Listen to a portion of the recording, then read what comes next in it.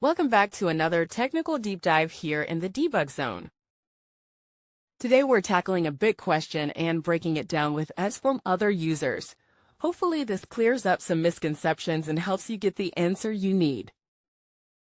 So buckle up, stay a little curious, and let's jump right in.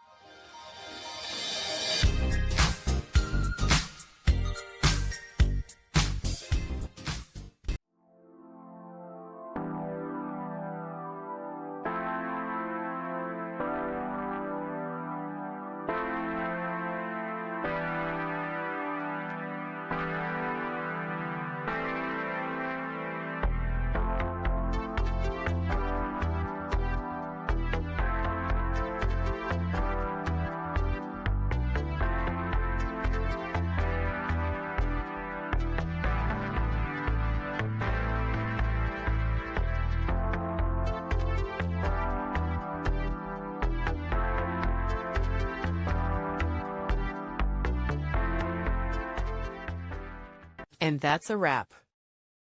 I hope you found the answer you were looking for. If you did, take a second to hit that subscribe button. It really helps out. And let me know in the comments which solution worked best for you. See you next time in the debug zone.